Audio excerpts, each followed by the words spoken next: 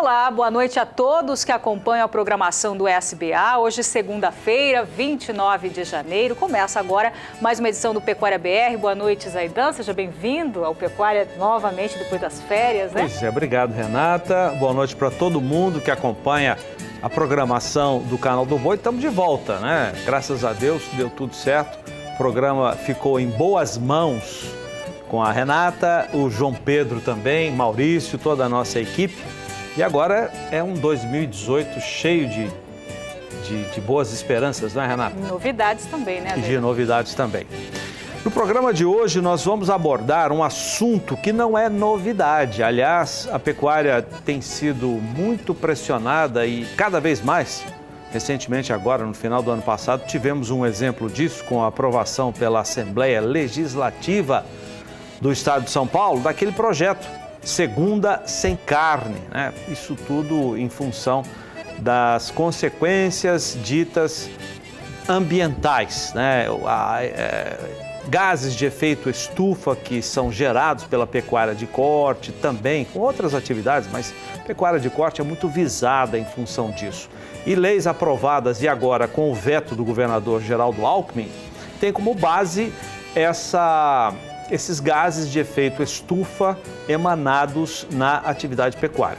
De qualquer maneira, existem estudos que mostram que às vezes há um exagero muito grande das entidades ambientais, mas é claro que isso é biológico, existem os gases que são emitidos e há tecnologias que podem diminuir isso ou pelo menos mitigar, diminuir os efeitos que esses gases causam na chamada camada atmosférica. A gente vai falar desse assunto hoje aqui no programa. E no mercado do boi gordo, o cenário nesta segunda-feira foi de baixa no preço da arroba.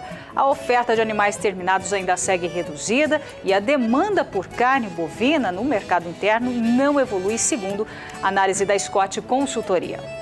Desde o ano passado, existe a expectativa de que nós teremos uma segunda safra de milho ou milho safrinha com área reduzida no plantio. No Paraná, as autoridades do setor do agronegócio tentam reduzir essa expectativa negativa. Também um assunto que você vai acompanhar aqui no nosso programa. E ainda você vai saber como ficam as pastagens aí na sua propriedade nos próximos dias, a cotação do milho e também os preços no mercado pecuário. Tudo isso agora no Pecuária BR. Seja bem-vindo.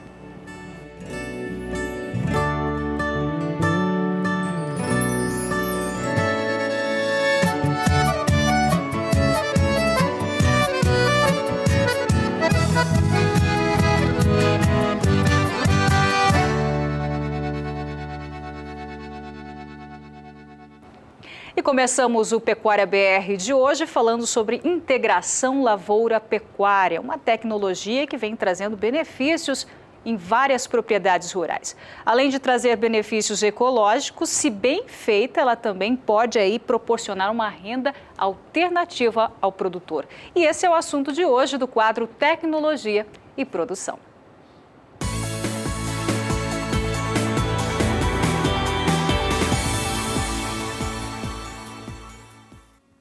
A partir de 2010, áreas com sistemas de integração cresceram no Brasil. A modalidade permite a eficiência do uso da terra em um mesmo local. Há possibilidade de se ter produção de grãos, fibras, madeira, energia, leite ou carne com plantios em rotação, consorciação ou sucessão. Segundo um levantamento de 2016, o Brasil tinha em torno de 11 milhões e 500 mil hectares com sistemas de integração, aí considerando todos os modelos de sistemas. Destes, a ILP era a que mais era utilizada, em torno de 84% dessas áreas. E já no Mato Grosso do Sul, é o estado com mais sistemas de integração, com mais de 2 milhões de hectares sendo utilizados com algum tipo, alguma modalidade de integração. De acordo com este pesquisador da Embrapa, quando o produtor, por exemplo, pretende iniciar o sistema ILPF, Integração Lavoura Pecuária Floresta, na propriedade, é preciso que se procure um responsável técnico, que no caso é um engenheiro agrônomo ou florestal. Toda a questão de solo, adubação e espaçamento entre as árvores, é ele o profissional indicado a orientar. O foco principal da fazenda deve ser levado em consideração. Se a minha propriedade tem um foco maior na produção de madeira, eu vou utilizar um arranjo, um maior número de linhas de árvore que favoreça a produção de madeira. Caso contrário, a minha propriedade tem um foco principal na produção de carne. Então, eu vou priorizar a minha pastagem, vou utilizar linhas simples, um espaçamento mais amplo. Hoje o que a gente tem visto é que espaçamentos próximos a entre 25 e 30 metros têm dado resultados melhores, tanto para a forrageira quanto para a pecuária, no caso, em detrimento das árvores. Você tem um número menor de árvores, só que elas vão crescer bem e você não perde tanta produtividade com a sua forrageira. Os sistemas integrados têm crescido ao longo dos anos. Mesmo assim, ainda existem gargalos a serem rompidos. Antes de implantar, por exemplo, o F da floresta dentro da propriedade rural, é necessário que o produtor faça antes uma análise de mercado. O eucalipto, no caso a árvore, como ela tem um ciclo mais longo, essa análise é um pouquinho mais complicada, porque você tem que projetar um cenário para 12 anos, 15 anos, até você obter essas árvores com diâmetro suficiente para ser abatida. Porque pensando em árvores dentro ou silvopastoril ou integração lavoura-pecuária-floresta como um todo, nós temos que pensar que essas árvores serão utilizadas para tora, produção de tora, que vai ser utilizada em serraria, que tem um valor agregado maior. Mesmo com a retração da crise econômica, o cenário da madeira para a serraria é otimista, com projeções de melhora dos preços. Assim como os maquinários utilizados, a logística com a madeira é fator que deve ser pensado antes de iniciar o plantio. É sempre interessante ele fazer uma análise, principalmente se ele está numa região onde haverá uma demanda dessa madeira, porque muitas vezes o lucro fica por conta do transporte. Então, se ele tiver na sua região serrarias e uma demanda maior por essa madeira, aí já fica mais fácil de viabilizar o plantio dessas árvores. Kaile Rodrigues para o SBA. Nós continuamos com as informações que vêm direto do Centro Nacional de Pesquisa em Gado de Corte, da Embrapa. Você acabou de ver o Tecnologia e Produção, que é um dos nossos quadros, parceria do Canal do Boi, com a Embrapa Gado de Corte. E daqui a pouco o pesquisador que você viu na reportagem estará conosco ao vivo aqui nos estúdios para falar sobre a emissão de gases de efeito estufa. E tem mais um pouquinho da Embrapa que você vai acompanhar agora. O nosso comentarista, o João Pedro, entrevistou gente da pesquisa da Embrapa Gado de Corte sobre o primeiro híbrido de pânico lançado recentemente pelo Centro Nacional. Vamos conferir. Grande parte da lavoura de integração de soja, elas são feitas em solos argilosos. Nós sabemos que a braquiária é muito boa em solo arenoso e os pânicos se dão melhor em solos argilosos. Parece que a Embrapa lançou um híbrido, um pânico, que também não tem porte tão alto e que ele cobre bem o solo e é de fácil manejo, uma folha muito bonita. O que você fala do tamanho? Então, o tamanho aqui, ele é um pasto indicado exatamente para essas condições de melhor fertilidade, né? Pelo menor porte, ele é um pânico de mais fácil manejo, com várias categorias animais, inclusive pode ser feita uma desmama aqui, né, em função de que os bezerros com menor porte têm mais facilidade de pastar aqui em cima. E ele é um híbrido, só que é um híbrido que a gente chama intraespecífico. Eles são entre pânico mesmo, né, que ele é pânico máximo, é um híbrido entre subvariedades de pânico. E, portanto, ele tem as vantagens de ser um híbrido mais de porte baixo, cobrindo bem o solo, morrendo facilmente com herbicida, né? Podendo ser encaixado, então, em sistemas de integração. Nesse momento em que há uma preocupação de sempre ter não apenas uma monocultura de um pasto apenas, de ter outras alternativas de pasto, não só por questão de alimentação do gado, mas também como questão de pragas e doenças, o Tamani passa a ser uma boa alternativa para o pessoal que trabalha com integração, com gado e em solos mais argilosos. Então.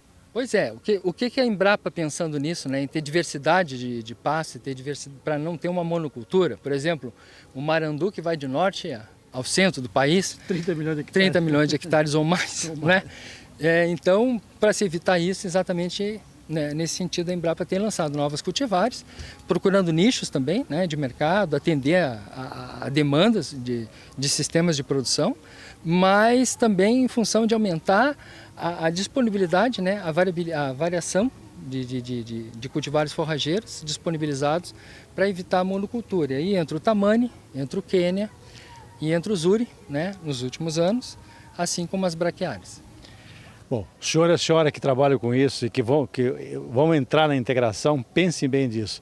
Você tem condição de produzir uma excelente forragem, um volume muito grande de massa seca, 5, 6, 8 mil quilos por hectare, na época do período que vai no centro-oeste, que vai de fevereiro, março até setembro, um mês antes do plantio de soja, usando alternativas, seja o Tamani, seja o Ipiporã, ou seja outros materiais. Pense bem nisso. O futuro da pecuária, o futuro da agricultura passa com certeza por essas alternativas. Tá certo, João. E a gente vai para um breve intervalo comercial e na volta você acompanha a previsão do tempo para o centro-sul do país e mais informações sobre pecuária leiteira. Nós já voltamos. Voltamos com a previsão do tempo para o centro-sul do país. As chuvas diminuíram, mas numa parte do sudeste, a parte de cima do sudeste, há uma recuperação do índice de umidade do solo. É o que diz a previsão, você vai conferir agora com a Graziela Gonçalves.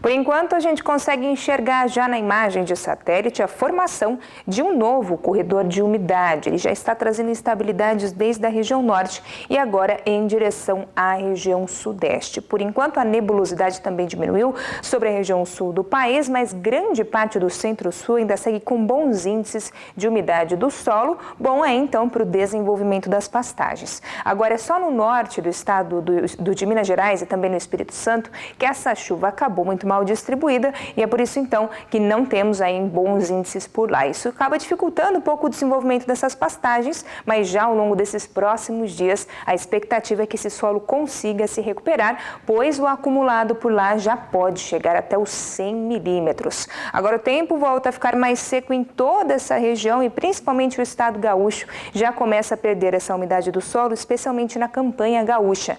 Tanto que ao longo do próximo período, que vai do dia 4 ao dia 8 de fevereiro, esse canal de umidade ainda continua favorecendo aqui toda essa região, mas grande parte do Mato Grosso do Sul, São Paulo e toda a região sul ainda seguem com tempo mais seco e ensolarado e chuvas que serão muito mal distribuídas. Para o próximo período, então, que vai do dia 9 ao dia 13, de uma maneira geral, a chuva diminui em todo o país, mas ainda teremos menores volumes sobre o centro-sul e eles devem variar dos 15 aos 30 milímetros. Porém, essa chuva já tende a ser um pouco mais mal distribuída e teremos maiores aberturas de sol. Daqui a pouco eu volto com mais previsão do tempo.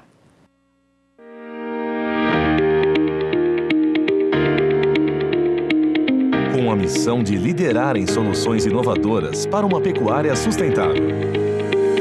Desde 1964, trabalhamos diariamente buscando entender os desafios da pecuária e propor soluções com foco na produtividade e lucratividade do setor. Em 1984, estimulados pela Embrapa, caminhamos ao encontro do progresso da pecuária intensiva no Brasil. Com o início dos confinamentos no país, surgiu a necessidade de mecanização do trato e, para ajudá-los a fazer a diferença, lançamos a primeira linha de misturadora de ração total da América Latina. Iniciou-se então um ciclo contínuo de pesquisa e desenvolvimento de novas tecnologias. A confiança na marca Casale é resultado de um contínuo trabalho com dedicação e transparência, sendo nosso maior objetivo o de apoiar e entender nossos clientes, pecuaristas e técnicos do setor. Conte conosco. Casale, as melhores soluções para a pecuária. Bom, nosso destaque agora é a pecuária de leite. A Cemex Brasil, empresa parceira do SBA, levou um grupo de produtores a uma série de visitas a fazendas produtoras de leite nas províncias de Quebec e também de Ontário. Foram 11 propriedades que se destacam pela alta produção e também melhoramento genético, e nossa equipe participou desse tour canadense. A qualidade de vida dos irmãos Sebastian e Olivier Corriveau deu um pequeno salto depois da instalação na Fazenda Canco de 2 sistemas de ordenha feita por robôs. A atividade leiteira, tocada de domingo a domingo, ganhou mais dinamismo. Com a operação das máquinas, sobrou mais tempo para os Corriveau se dedicarem a outras atividades na fazenda, como a produção agrícola e, claro, mais tempo também para se dedicarem à família. Eles fazem parte de uma 3ª geração dedicada ao leite no Canadá. Com os 2 robôs e a ajuda de apenas 2 empregados trabalhando em meio período, a Canco ordenha 105 vacas da raça holandês. Cada uma produz média diária de 37 litros. É uma fazenda de instalações pequenas, mas muito bem manejada, tudo muito organizado, cada coisa em seu devido lugar, o que chamou a atenção dos brasileiros do Tour Cemex no Canadá. A Canco adotou o manejo no sistema de freestyle com liberdade para as vacas que descansam no conforto sobre camas de areia. O uso desse piso é questionado nos sistemas de produção robotizada. A alegação é a de que os grãos de areia danificam os equipamentos. Mesmo assim, os irmãos Corriveau não mudam de ideia, porque o foco, segundo eles, é priorizar o bem-estar dos animais mais do que preservar as unidades de ordenha. Além do ganho de tempo, o robô dá à fazenda mais conhecimento sobre a produção, como revela Sebastian. Passamos a ter mais flexibilidade e mais informações sobre o manejo com as vacas e novilhas. Temos tudo em mãos. Tudo o que acontece com a produção das vacas fica registrado no computador. No sistema de ordenhas realizadas por robôs, os animais são identificados por chips ou marcadores. As vacas espontaneamente se dirigem ao local da ordenha. Após verificar se o úbere está cheio e fazer a higienização, o robô acopla as teteiras para a retirada do leite. Nesses processos cibernéticos também é possível detectar problemas com a saúde das vacas. Se isso acontecer, o leite será descartado.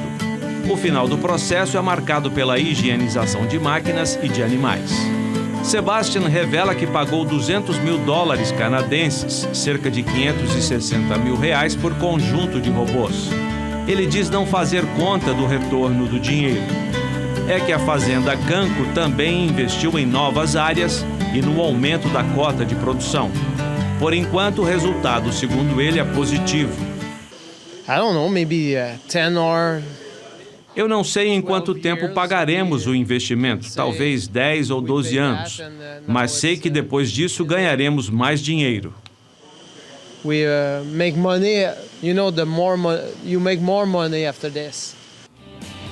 De cada 10 touros usados na inseminação artificial, 9 são genômicos, que são os touros avaliados por mapeamento genético ainda jovens.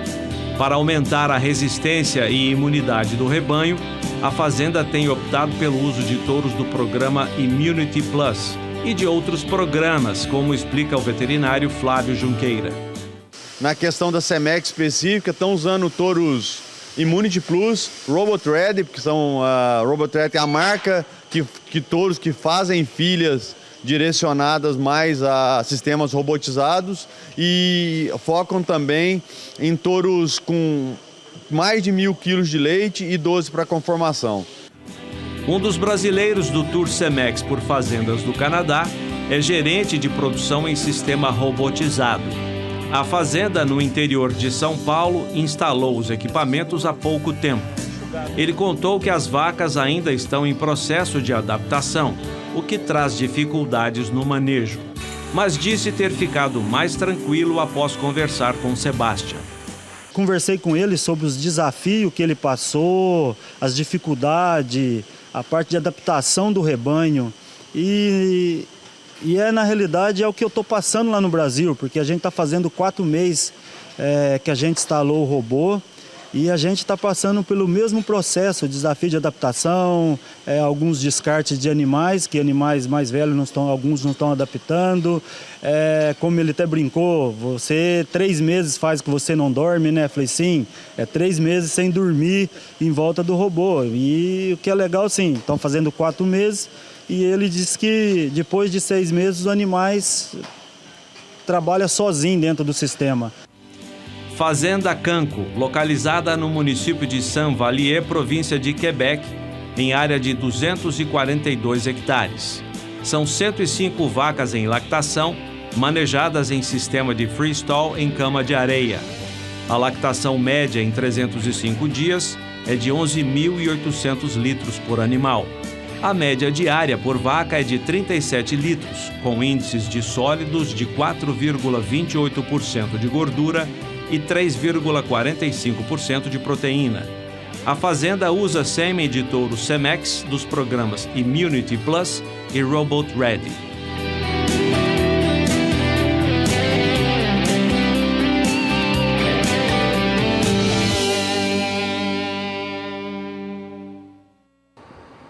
Falando ainda de pecuária leiteira, segundo a 5ª estimativa do valor bruto da produção de leite em 2017, elaborado aí pelo IMEA, o faturamento da bovinocultura de leite no Mato Grosso atingiu 536 milhões e 400 mil reais em 2017, um aumento de 1,06% na comparação com 2016. De acordo com o IMEA, se este resultado for concretizado, já que ainda faltam os preços e a produção de dezembro de 2017, será o maior valor bruto de produção da série histórica. O incremento foi pautado pelos preços pagos aos produtores, que na média anual ficaram semelhantes aos de 2016, assim como pelo ligeiro aumento de 1,43% na captação de leite no acumulado de 2017 em comparação ao ano anterior. Segundo o IMEA, as primeiras projeções para este ano apontam para uma queda de 3,53% no valor bruto da produção do segmento.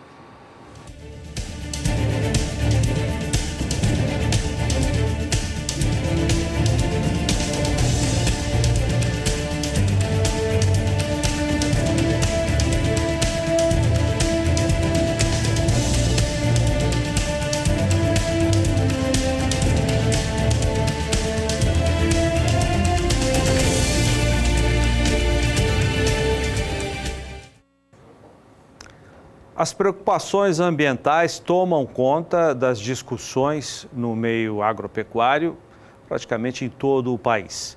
É cada vez maior a pressão de comunidades internacionais, de organizações não governamentais, sobre o gigante que é o Brasil na produção de alimentos, principalmente na carne. As alegações antigas, mas que ainda estão presentes, dão conta da emissão de gases considerados de efeito estufa nos animais que ficam nos sistemas extensivos e até intensivos de engorda, né? E nós trouxemos um especialista para falar desse assunto aqui, porque isso, apesar de ter muitos exageros contestados cientificamente, ainda essas informações acabam trazendo preocupações e pressões para o sistema de produção do Brasil. Eu estou aqui com o engenheiro agrônomo, Dr. Roberto Giolo, que é pesquisador da Embrapa Gado de Corte, é um especialista em sistemas integrados. A integração da agricultura com a pecuária é uma boa maneira de diminuir esses efeitos, doutor? Sim, é uma boa maneira, além de diminuir esses efeitos, né, no caso dessas emissões, também é uma grande oportunidade para a diversificação do sistema pecuário. Bom, hoje nós estamos tratando desse assunto dessa emissão. Qual é a quantidade de gás carbônico que é emitida durante os sistemas de engorda no pasto, por exemplo? A gente trabalha com os dados médios que são determinados pelo IPCC, que é a organização internacional que trabalha, que estuda essa temática de gases de efeito estufa. E, então, os valores para o Brasil e para a América do Sul de emissões em torno de 50 a 55 quilos de metano por animal por ano. Então, a gente pode trabalhar com esse número aí. Óbvio, os sistemas mais intensificados e com pasto melhor, as emissões tendem a ser um pouco menores. A qualidade do pasto, então, interfere diretamente. Isso. Quanto pior o pasto, maior a emissão que o animal vai ter e ele vai ficar por mais tempo engordando, né? Então, se a gente for fazer um cálculo rápido aqui, se o animal demora 4 anos para ser abatido, então são 4 anos vezes 50 e pouco. Se esse período encurta, né, então a emissão torna-se menor. Agora, o pecuarista que está preocupado com o fechamento das contas dele, está preocupado com a pressão do frigorífico. Agora, nós estamos, inclusive, vivendo uma situação, nesse comecinho de 2018, de muita pressão por parte da indústria, que está alegando que tem escalas. Não tem, mas alega. Então, há uma pressão muito forte no preço da arroba do boi gordo. A preocupação do pecuarista, aquele que depende, que vive disso, claro, é depender desse preço da arroba. Esse pecuarista que está preocupado com o mercado tem tempo para se preocupar com essa pressão internacional, principalmente? E aqui no Brasil também nós tivemos a Assembleia Legislativa do Estado de São Paulo, de uma maneira completamente equivocada e muito criticada, aprovando uma lei da segunda sem carne, felizmente vetada pelo governador Geraldo Alckmin. O pecuarista está preocupado com isso, doutor?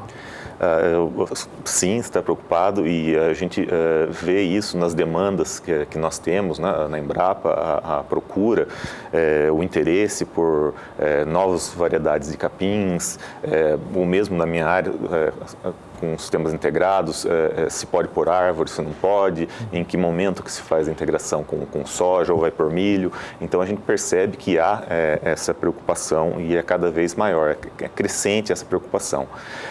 E a preocupação é maior naquele segmento que já está num nível de exportação de carne, né? Porque aí sim a pressão é muito mais forte e as modificações que esses produtores fazem no sentido de minimizar os impactos ambientais são muito fortes e muito valoradas no exterior. E daí eles conseguem, então, colocar o seu produto em mercados mais exigentes. Mas no Brasil também é crescente a demanda por carne, no caso, menos impactante para o ambiente. Eu ia perguntar para o senhor exatamente isso. Mesmo com tanta tecnologia que a Embrapa tem disponibilizado, de fazer a integração, de botar um pasto de melhor qualidade para diminuir essas emissões, isso não sensibiliza a comunidade internacional? Será que não há um interesse de mercado nessas pressões superior ao interesse ambiental, professor?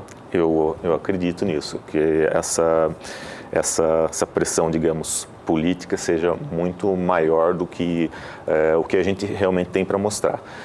Para você ter uma ideia, na semana retrasada, uma colega nossa foi apresentar os nossos trabalhos, não só da Embrapa, mas do Brasil, na Alemanha, numa reunião da COP na Alemanha, e muitas pessoas desconheciam, né, pessoas do ramo, né, do ramo pecuário, do ramo agropecuário, e desconheciam, por exemplo, o nosso sistema de integração lavoura-pecuária-floresta, né, que tem o componente florestal ali no sistema. Desconheciam completamente. E ainda é muito forte a pressão com relação a desmatamento, né, e daí já remetem à Amazônia, daí já muda um pouco o contexto, né, mas a pressão eu vejo que seja política, realmente, porque nós temos muitas tecnologias, não só de sistemas integrados, mas do próprio manejo adequado do pasto, novas cultivares, que permitem, então, um desempenho bem satisfatório e menos impactante da pecuária brasileira. Vamos falar dessas tecnologias, então. Um bom pasto já é uma grande tecnologia para para reduzir esses impactos. Isso. O que mais o senhor diria? Então, eu queria só chamar a atenção aqui, porque do produtor, de alguns produtores que às vezes não conseguem perceber quando a gente está falando, mas gases de efeito estufa, mas o que é isso daí? O que isso vai impactar? A gente sabe que o mercado é exigente, mas como que é isso?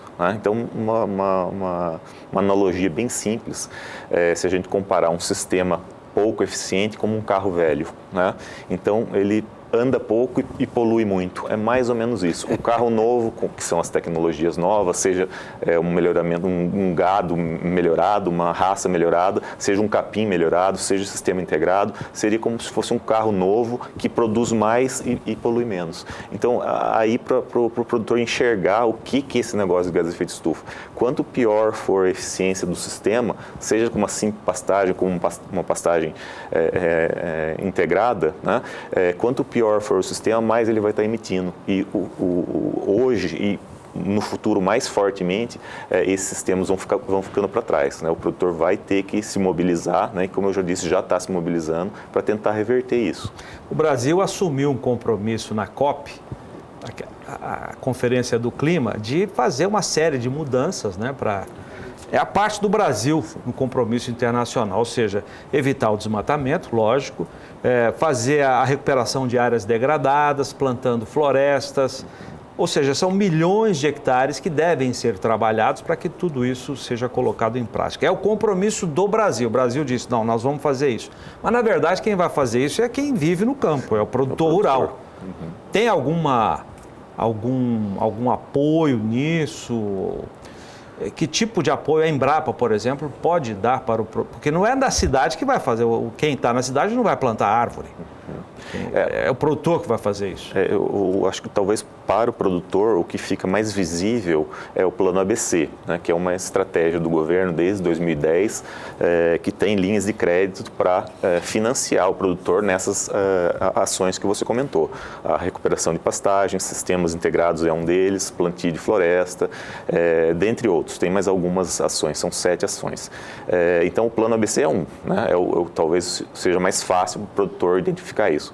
Obviamente, a Embrapa, como parte do governo, ela então estuda essas, do ponto de vista, faz pesquisas para avaliar qual sistema é melhor, qual capim é melhor, qual estratégia de recuperação mais adequada para cada região. A parte de vocês é essa. É a nossa parte, Então a gente tem dentro das unidades da Embrapa várias unidades regionais, Cada uma, praticamente todas as unidades regionais estão desenvolvendo estratégias regionais para essas ações do governo, no caso do Plano ABC, que visa municiar o produtor com informações e tecnologias adequadas. Eu queria fazer uma chamada agora, doutor Roberto. De 7 a 9 de março, portanto, pouco mais de um mês, nós teremos a 13ª edição da DINAPEC, que é uma feira dinâmica agropecuária, DINAPEC, realizada no Centro Nacional de Pesquisa em Gado de Corte, em Campo Grande, pela Embrapa, com apoio de outras unidades regionais da Embrapa. Não sei quantas serão esse ano, sempre tem muitas. Mais de 10, com certeza. Mais de 10, Mais de 10. E o tema dessa edição, é importante a gente sempre bater nisso aqui, que a entrada para a DINAPEC é de graça. É uma abundância de tecnologia para o produtor rural, não só o pecuarista, mas o agricultor também. Eu não sei por que não temos um número tão grande de pecuaristas, porque a entrada é de graça. E o tema será agropecuária de baixo carbono, que é exatamente isso, emitir menos carbono na atmosfera. Quais serão as atrações desta DINAPEC nesse setor, doutor Roberto? Então, nós temos uma variedade muito grande de tecnologias para mostrar, desde os novos capins, que foram lançados no final do ano passado, os mais recentes, o Tamani, que é um pânico máximo, o Quênia, que é o mais recente, um híbrido de braquiária, que é o Ipiporã. Temos também... Esses são capins que ajudam a reduzir a emissão? Sim, não são as novas cultivares lançadas lançadas no ano passado, né? Uma delas foi lançada no ano retrasado, mas de qualquer forma são as mais novas cultivares que a Embrapa Gado de Corte lançou. Nós temos também um aplicativo que se chama Pasto Certo, que pode ser utilizado pelo produtor em qualquer lugar na fazenda e que permite ele identificar o melhor capim para aquela condição que ele tem da sua propriedade, né? Então isso daí também vai estar sendo demonstrado. Da parte de raças, né? Nós temos um grupo aqui que trabalha com, atualmente está estudando muito a raça Senepol, então vai ser demonstrado os benefícios dessa raça para a pecuária regional. E no meu caso, puxar a sardinha para o meu lado, eu vou estar no roteiro. Você está coordenando um trabalho com o painel lá. Eu estarei em um dos roteiros, né? São vários roteiros, né? Então cada ponto que eu citei aqui vai ter um roteiro específico sobre isso que eu acabei de falar. Vai ter um específico de integração lavoura-pecuária e vai ter também a parte de gestão na pecuária, que é algo muito importante, porque quando a gente trabalha com sistemas integrados, o nível de gestão aumenta, o produtor precisa ter mais informações, precisa se capacitar mais, então isso também terá um mini curso a respeito disso. E no meu caso, eu estarei no roteiro de integração lavoura-pecuária-floresta, porque nós vamos mostrar uma outra alternativa, uma outra estratégia que a Embrapa Gado de Corte está liderando, que se chama carne e carbono neutro, que vem bem ao encontro do que a gente está discutindo agora. A redução menor. Exatamente. Bom, as informações estão no site da Embrapa Gado de Corte. Muito obrigado pela sua entrevista aqui, doutor Roberto. Eu agradeço, Zaidan. E estamos à disposição. Tá ok, fico à disposição também. Depois do intervalo comercial, temos outras informações, as primeiras de mercado, direto da Bolsa em São Paulo. Até já. De volta, Pecuária BR de volta, e as cooperativas do estado do Paraná tentam evitar uma queda drástica na área plantada do milho e oferecem ágio de 26% para garantir o grão. Veja as informações.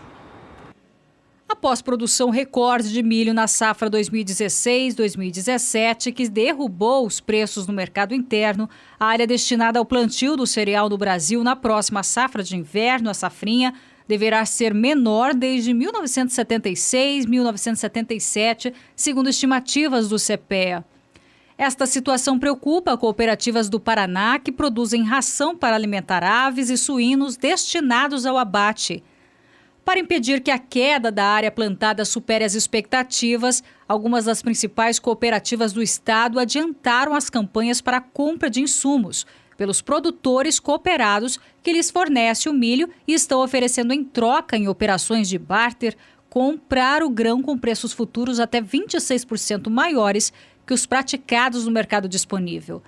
Segundo o CPEA, a relação de troca entre milho e alguns insumos piorou em 2017 devido à alta de fertilizantes e sementes em tempos de queda dos preços do grão. Atualmente, há atrasos nas compras de insumos para a segunda safra, indicando pouco interesse de produtores.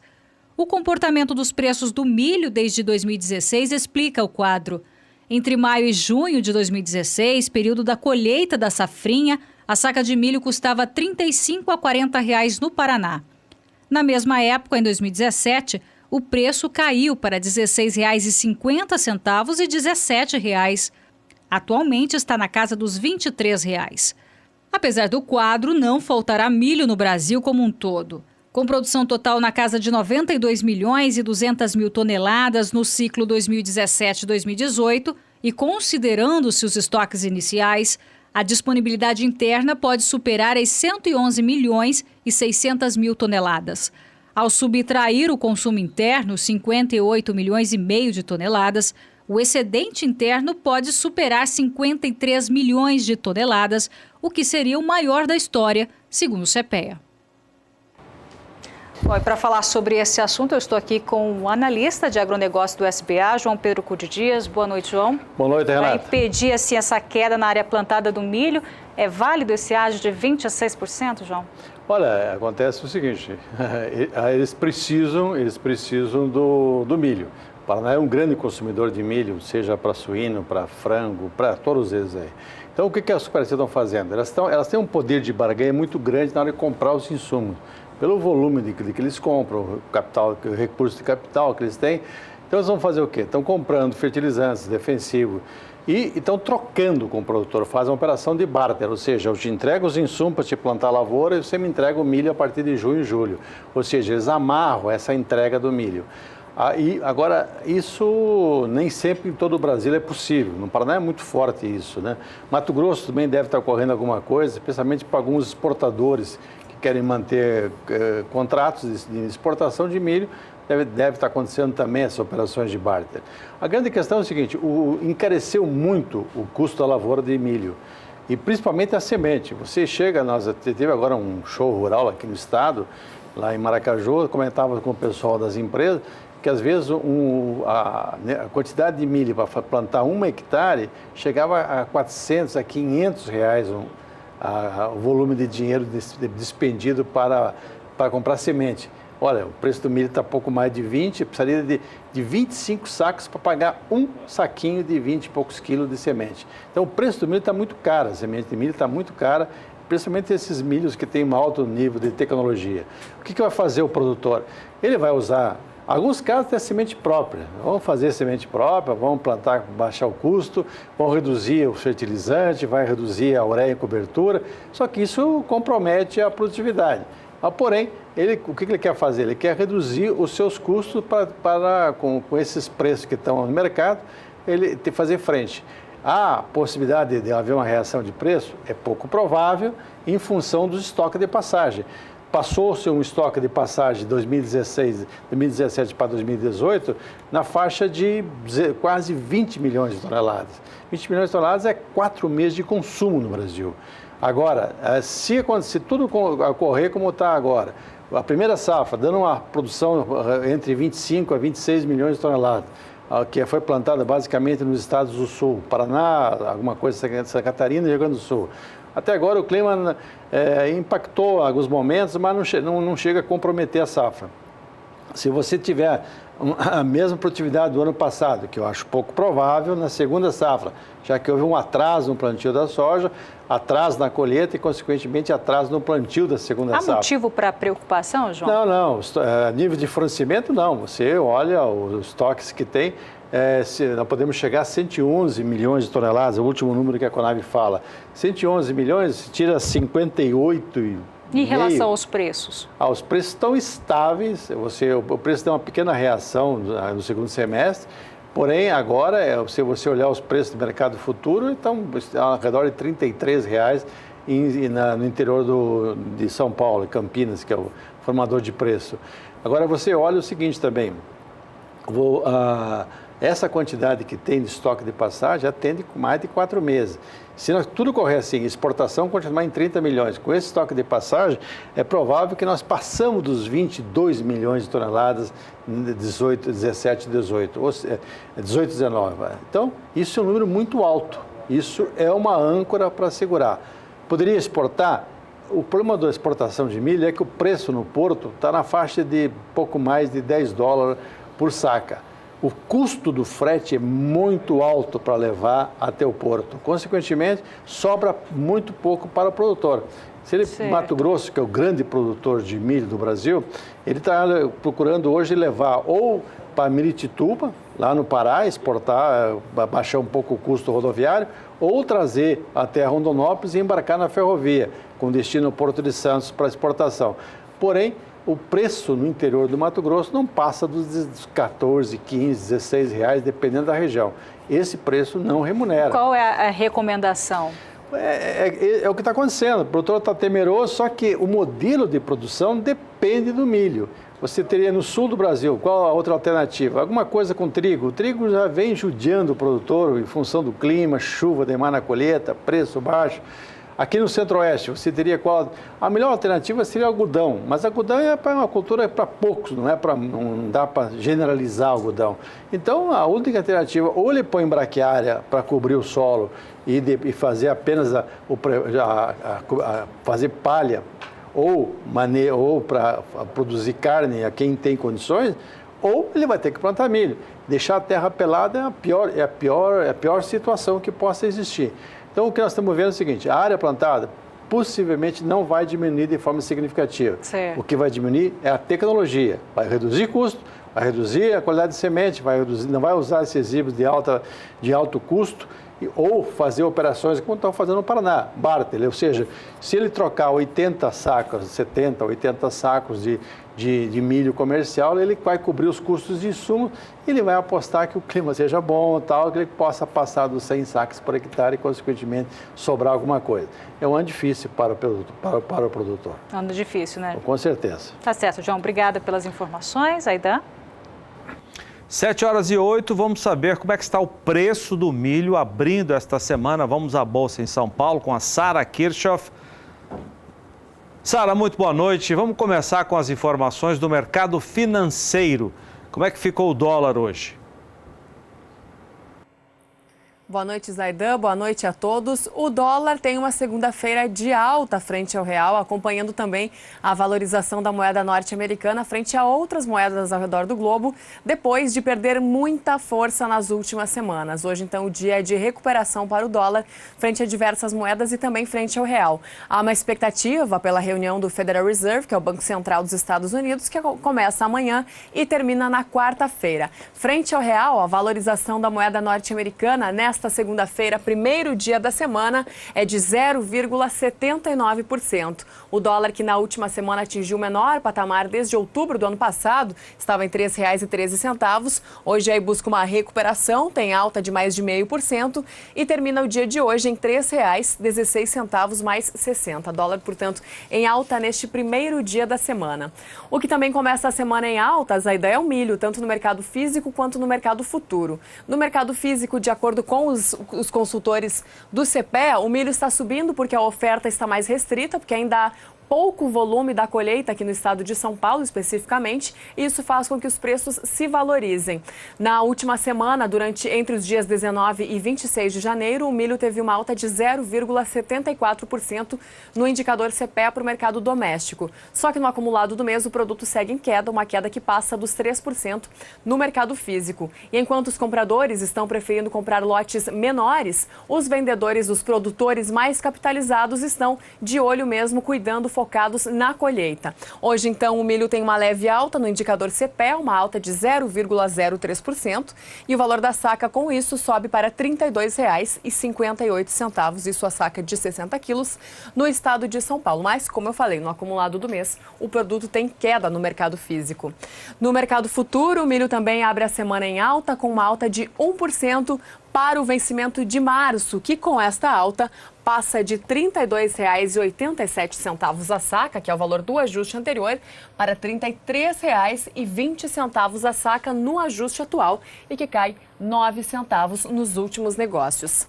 Os contratos com entrega em maio têm uma alta acima de 0,5% e passam de R$ 32,76 para R$ 32,99 no ajuste atual e cai 5 centavos nos últimos negócios.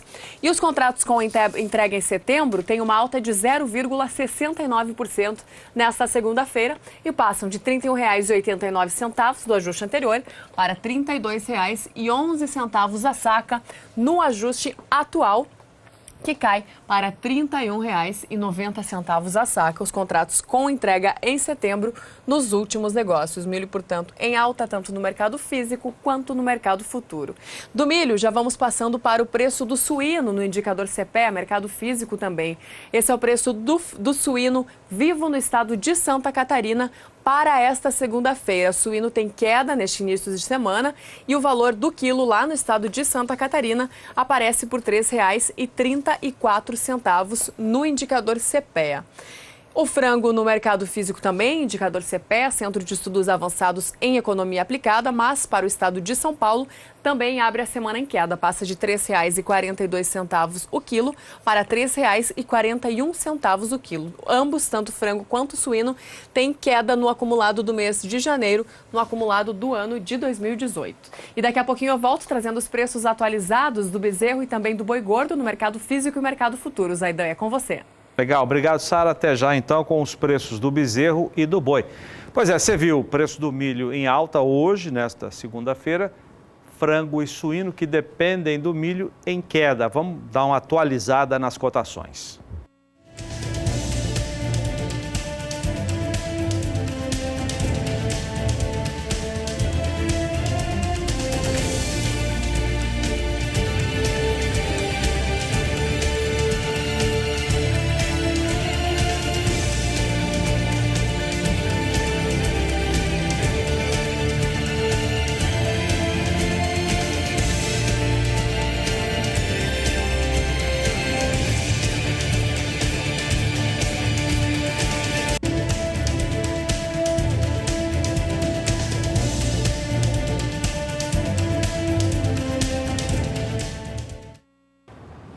E no próximo bloco vamos saber como ficam as pastagens para o centro-norte do país na previsão do tempo e também os preços atualizados do bezerro e do boi gordo.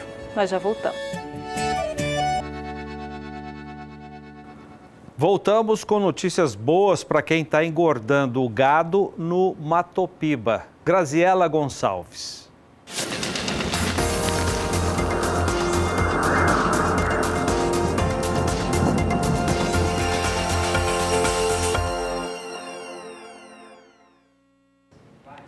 Nas imagens de satélite, a gente já consegue enxergar nuvens bem carregadas, principalmente na região norte. Mas a presença do vórtice ciclônico aqui sobre esta região vem favorecendo as chuvas também na região do Matopiba. Inclusive, o índice de umidade do solo por lá já está começando a se elevar e isso favorece bastante o desenvolvimento das pastagens e apenas nestas áreas mais ao leste que a chuva ainda seguiu muito mal distribuída e por isso que a umidade do solo está mais baixa. Agora, grande parte da região norte também tem um solo bastante umedecido e a chuva ainda deve continuar nesses próximos dias. Do dia 30 ao dia 3 de fevereiro, ainda tem muita chuva por cair em grande parte da região norte e ela volta para o interior da região nordeste. Isso melhora as condições de solo, com acumulados que podem até passar dos 50 milímetros. A chuva ainda deve persistir também no norte do estado do Mato Grosso, de uma maneira até um pouco mais constante, mas ela volta a ganhar intensidade mesmo. É no próximo período que vai do dia 4 ao dia 8 de fevereiro, onde o acumulado por lá passa facilmente dos 130 milímetros. Volta a chover também bem forte no sul do estado do Pará e sobre o Tocantins também teremos então essa condição de chuvas mais intensas. Aqui em grande parte do sul do Maranhão, Piauí e também oeste da Bahia, essa chuva também segue mais constante e ao longo do próximo período, que vai do dia 9 ao dia 13 de fevereiro, a chuva de uma maneira geral começa a diminuir na maior parte do país. O volume acumulado já não é tão elevado, mas mesmo assim a chuva ainda persiste em grande parte das duas regiões. E é principalmente no sul do estado do Pará e extremo norte do Mato Grosso que a chuva ainda segue mais constante. Obrigada, Graziela Gonçalves. O Ministério da Agricultura, Pecuária e Abastecimento publicou na última sexta-feira, dia 26, a Instrução Normativa número 5, que cria o Banco Central de Dados de Identificação Animal para todas as espécies. Os dados serão padronizados conforme as normas internacionais ISO, Organização Internacional para a Padronização. Cada código de identificação de animais será formado pelo número 076, código ISO Brasil, seguido por uma sequência exclusiva de 12 dígitos numéricos. Com isso, quando um bovino, por exemplo, for exportado e estiver no novo sistema, o código 076, será visualizado em elemento externo, um brinco, ou pela leitura eletrônica de dispositivo implantado, um chip.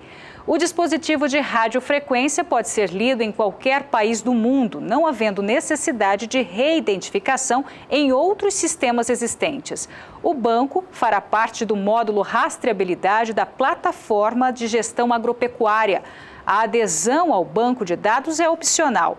O benefício para o produtor será a possibilidade de ter seus animais identificados conforme as exigências internacionais em uma plataforma pública aprovada pelo MAPA.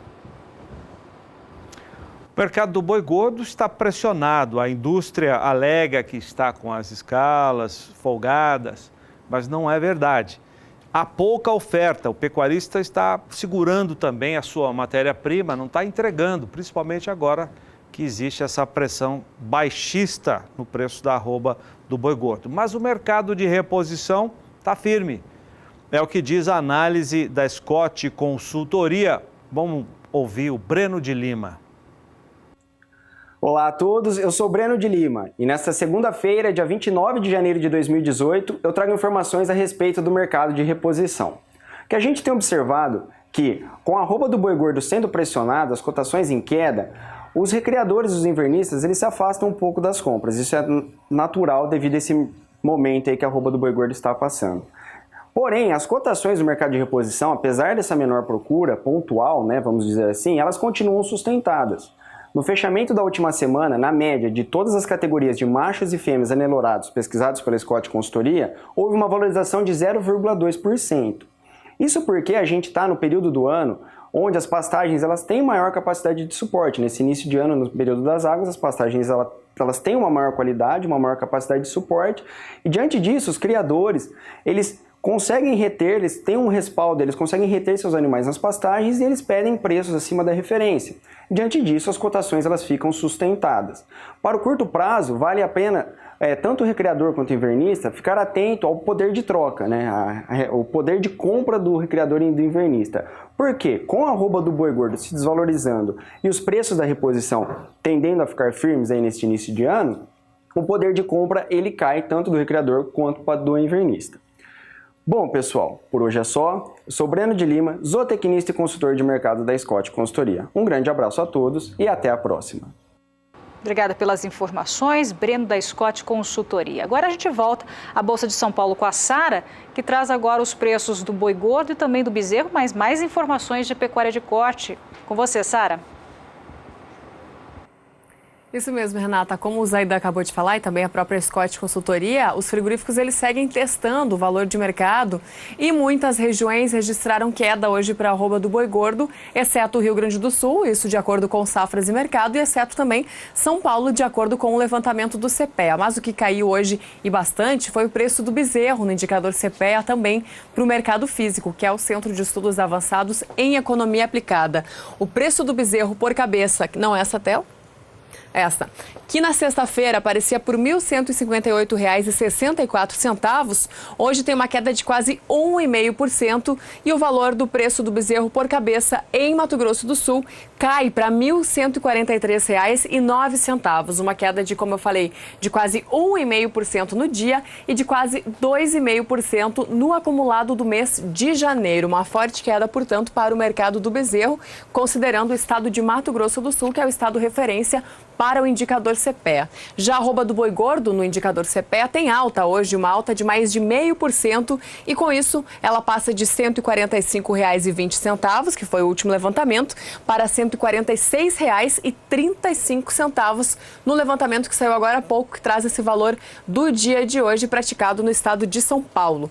No acumulado do mês de janeiro, o boi gordo tem alta no indicador CPEA, uma alta de 0,24%. Do mercado físico, passamos para o mercado futuro, onde o mercado do boi gordo teve comportamentos distintos hoje aqui na Bolsa de Valores de São Paulo. Os contratos com entrega em janeiro têm queda de 0,31% e passam de R$ 146,10 arroba para R$ 145,65 arroba no ajuste atual, que assim também permanece nos últimos negócios. Os contratos com entrega em fevereiro têm alta, uma alta de 0,17%, e com isso aparecem com o valor de R$ 145,20 arroba, tanto no ajuste atual quanto também nos últimos negócios. Foi o contrato mais negociado para o mercado do boi gordo hoje aqui na Bolsa de Valores de São Paulo. Os contratos com entrega em março têm queda, uma desvalorização de quase 0,5%. Com isso, o valor da arroba, que vinha em R$ 145,10, vai para R$ 144,40 no ajuste atual, subindo 30 centavos nos últimos negócios. E os contratos com entrega em outubro, que é o mês referência para o mercado do boi gordo, tem uma leve alta hoje de 0,03% e aparecem por R$ 151,05 arroba no ajuste atual, subindo mais 45 centavos nos últimos negócios, já mostrando talvez uma tendência de alta para o contrato de outubro no pregão de amanhã, terça-feira, segundo dia da semana. E antes de encerrar minha participação por aqui, uma notícia de mercado de última hora para a pecuária. A Tyson Foods anunciou um investimento na Memphis Meats. A Tyson Foods anunciou hoje um investimento na startup Memphis Meats de carnes, que pretende produzir carne usando células animais. Os valores não foram divulgados, mas a Tyson disse que o investimento representa uma participação minoritária na companhia. Entre os investidores da Memphis Meats aparece a DFJ, Atômico, Cargill, Bill Gates e Richard Branson. Essa informação de última hora acaba de sair na agência Estado. Devolvendo o sinal para Campo Grande, é com vocês. Tá certo, Sara. Obrigado pelas informações. Zaidan? Pois é. A gente ouviu a Sara dando essa informação do investimento na produção da chamada carne artificial, e aí até a carne produzida com células troncos de bovinos. Eu conversei hoje com o Ian Hill, que é diretor-presidente da Agropecuária Jacarezinho, ele tocou muito nesse assunto. além de todos os componentes de mercado de boi gordo, tem também um concorrente a mais que deverá surgir e, segundo o Ian Hill, até causar um certo incômodo na pecuária, que é essa carne artificial, essa carne produzida, por exemplo, como citou a Sarah Kirchhoff, à base de células troncos dos bovinos. É um assunto que a gente vai, a partir de agora, falar também aqui na nossa programação. Bom, escalas curtas, apesar de não admitido pela indústria frigorífica, né? As escalas não estão confortáveis para a indústria. Os pecuaristas estão segurando, como sugeriu um grande grupo de mídia social, o GPB, Grupo Pecuária Brasil, que tem pecuaristas no país todo, né? Mais de 1.000 pecuaristas que fazem parte desse grupo social. Foi sugerido que eles ofertem o gado a conta-gotas e muita gente está seguindo isso, está colocando lá só o suficiente para cumprir os seus compromissos de cada propriedade rural. Então nós temos escalas curtas, boiada reduzida disponível para abate, mas nós temos um componente que ainda não melhorou e a expectativa do mercado é que ele melhore, que é a demanda. Houve até uma queda no preço da carne no atacado, os frigoríficos venderam uma carne preço menor para o atacado, né? Redes de supermercado, e em função dessa demanda, essa procura que deve, segundo a expectativa, melhorar agora com o retorno às aulas em praticamente todo o país, já agora em fevereiro. E essa carne vai ser fornecida, inclusive, na segunda-feira no estado de São Paulo, nas escolas públicas, né? Tinha aquele projeto lá que vetava, que dava a segunda sem carne, vetado pelo governador Geraldo Alckmin, né? Felizmente, aquela insanidade muito criticada em todo o país. Hoje até li um artigo do filósofo Pondé, fazendo uma crítica muito forte à Assembleia, aos deputados estaduais, não só de São Paulo, mas de todo o país também, em função desses projetos que não têm muito sentido, né? Mas a expectativa é de que essa demanda melhore. Vamos saber como deve ser a reação do mercado. Vamos acompanhar a Isabela Camargo, analista da Scott Consultoria, que traz o mercado desta segunda-feira. Olá a todos. O cenário é de pressão de baixa no mercado do boi gordo nesta segunda-feira, 29 de janeiro de 2018. Das 32 praças pesquisadas pela Scott Consultoria, tivemos queda em 12 delas para a arroba do boi gordo. Em São Paulo, a arroba do bovino terminado ficou cotado em R$ 145,50 à vista livre de fundo rural.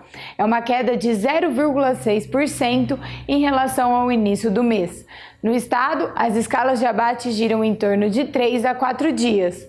Já no mercado atacadista de carne bovina com osso, o boi casado de animais castrados ficou cotado em R$ 8,96 o quilo. Já para a carne sem osso, na média de todos os cortes pesquisados aqui na Scott Consultoria, os preços estão em média 3,9% menores em relação nos últimos 30 dias. Isso fez com que a gente tivesse um estreitamento da margem de comercialização dos frigoríficos que fazem a desossa, que atualmente está em 19,7%. São 0,7 pontos percentuais a menos do que a média histórica. Bom, por hoje é só. Eu sou Isabela Camargo, zootecnista e consultora de mercado da Scott Consultoria. Um abraço a todos e até a próxima. Obrigada, Isabela. Legal, então obrigado. Vamos às cotações, então, com a apuração feita pela Scott Consultoria, que apura por uma boiada comum. Começamos pela região sul do país, que, segundo a apuração da Scott, teve queda de R$1 no noroeste do Paraná. Nas demais praças, preços estáveis. Região norte teve queda de R$1 em Redenção, no Pará, alta de R$2 em Marabá e queda de R$1 no norte do Tocantins. Na região nordeste teve queda de R$1,50 no oeste da Bahia, nas demais praças sem alteração na cotação do boi gordo à vista. Região centro-oeste teve queda de R$1 em Goiânia, no estado de Goiás, queda de R$1 em Três Lagoas, Mato Grosso do Sul e queda também no sudeste de Mato Grosso, uma queda de 50 centavos. Na região sudeste, queda de 50 centavos em Barretos e também em Araçatuba, no estado de São Paulo, queda de R$2 do Rio de Janeiro e de R$2 também no Espírito Santo. Agora o preço de uma boiada de bom acabamento de carcaça com boa logística. Esse preço a gente sempre dá aqui no programa, apurado pela Rural Business. Vamos começar no sul, pelo sul do país, alta de R$1 na arroba no Paraná e de 3 centavos no quilo vivo no Rio Grande do Sul. Na região norte, os preços se mantiveram estáveis hoje. Na região nordeste, alta de R$2 na Bahia e alta de R$3 no Maranhão. No centro-oeste, queda de R$1 em Mato Grosso do Sul e queda de R$1 também no sul do Mato Grosso. Na região sudeste, alta em São Paulo e em Minas Gerais. Alta de R$1 na arroba que você acompanha por aí. Bom, é isso, Renata. Pecuária BR vai ficando por aqui. Para você, um ótimo início de semana. Obrigada pela sua companhia.